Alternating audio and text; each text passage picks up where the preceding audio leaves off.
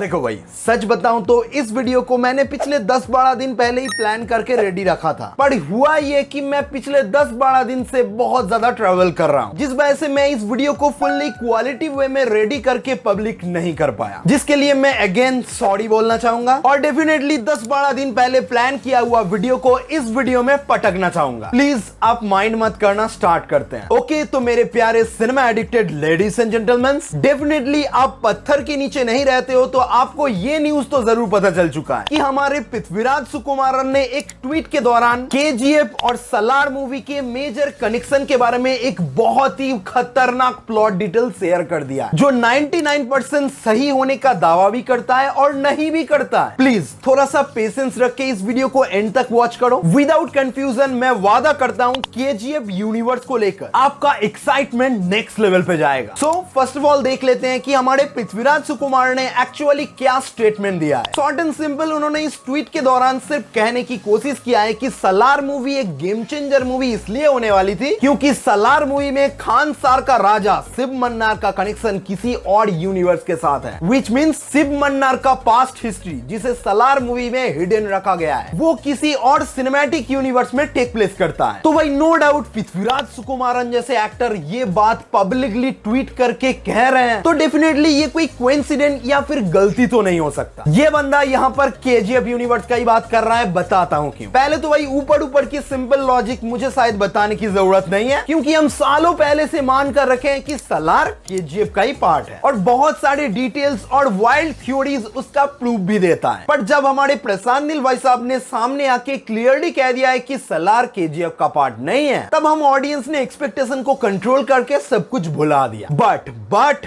कहीं ना कहीं एक छोटा सा डाउट तो रह गया था, उसी को फुलफिल करने का काम किया है हमारे पृथ्वीराज सुकुमारन ने, जिसे समझने के लिए हमें थोड़ा सा दिमाग को रिवाइंड करना होगा और सलार मूवी के स्टार्टिंग में एंटर करना होगा, जहां हमें बताया गया था कि खान सार का करता धरता शिव मन्नार बंटवारा के टाइम पे दिल्ली जाकर खान सार को इंडिया के मैप से बाहर कर दिया था और वो बताकर गया था कि इंडिया का कोई भी रूल खान सार के ऊपर लागू नहीं होगा, बल्कि खान सार एक इंडिविजुअल कंट्री के रूप में इंडिया के ऊपर डोमिनेट करेगा, उसके ऊपर हुक्म चलाएगा। और इंडिया ये मानने में राजी नहीं होता है तो आपको पता है क्या होने वाला है, वॉर, जैसा कि हमने केजीएफ में देखा था। खैर ये तो था खान सार का राजा शिव मन्नार का डोमिनेटिंग एरा। तो दूसरी तरफ मैं तुम्हें बता दूं वो टाइम था साल 1947। थोड़ा सा ध्यान रखना और वीडियो पे ध्यान देना, हम टाइमलाइन के बारे में थोड़ा सा डिटेल में चर्चा करेंगे। ओके, तो 1947 में शिव मन्नार का जो करना था वो उन्होंने कर दिया था और खान सार को डेवलप करते करते वो 1985 में गुजर भी जाता है और एग्जैक्ट उसी टाइम में जन्म होता है हमारे प्रभास का कैरेक्टर सलार का। याद रखना कब जन्म हुआ था, शिव मन्नार के मरने के साल 1985। ओके, अब दूसरी तरफ ध्यान दोगे तो केजीएफ यूनिवर्स के टाइमलाइन वाइज 1981 में हमारे रॉकी भाई सारा सोना लेकर समुद्र में डूब गए थे। तब हमारे रॉकी भाई का एज अराउंड 35 to 40 होगा। तो भाई इसी पॉइंट पे मैं आपको क्लियर कर दूं, हमारे रॉकी भाई जब डूब गए थे, आई मीन मर गए थे, उसके 4 साल बाद जाके हमारे सलार का कैरेक्टर प्रभास का जन्म होता है। तो आपको शायद क्लियर हो ही गया होगा कि जवानी में इन दोनों कैरेक्टर का क्रॉसओवर पॉसिबल नहीं है। पर फिर भी बाय एनी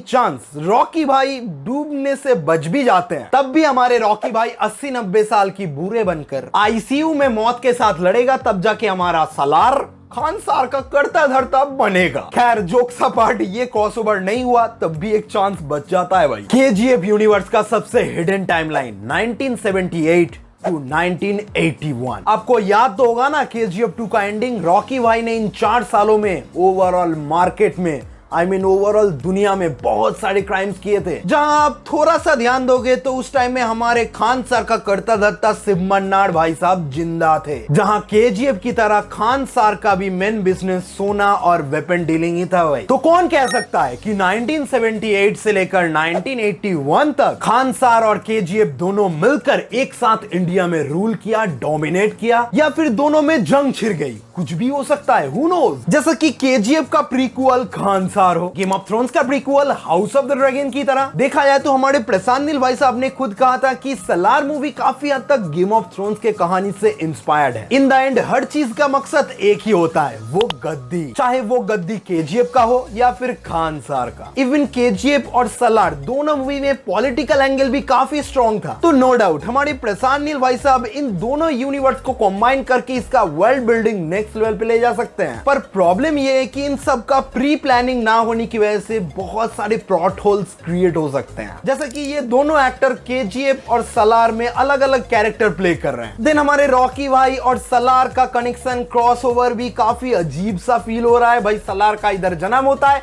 उधर रॉकी भाई मर जाते हैं, तो कैसे होगा क्रॉसओवर। और बाकी हमारे डायरेक्टर भाई साहब ने पहले स्टेटमेंट दे रखा है कि केजीएफ से सलार का कुछ भी कनेक्शन नहीं है, ये एक अलग दुनिया है और केजीएफ एक अलग दुनिया था। तो डेफिनेटली प्रशांत नील जैसे विजनरी डायरेक्टर नहीं चाहेंगे कि बनी बनाई दोनों वेल मेड बेहतरीन मूवीज की स्टोरी को जबरदस्ती खींचकर जोड़ के उसे एक मीडियोकर स्टोरी में कन्वर्ट किया जाए।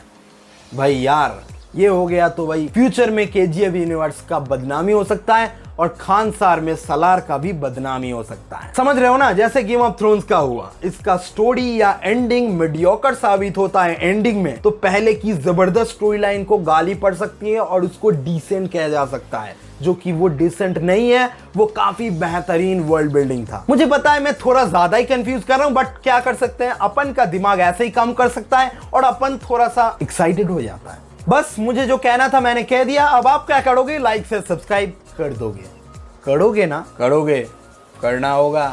मिलते हैं नेक्स्ट वीडियो में, बाय।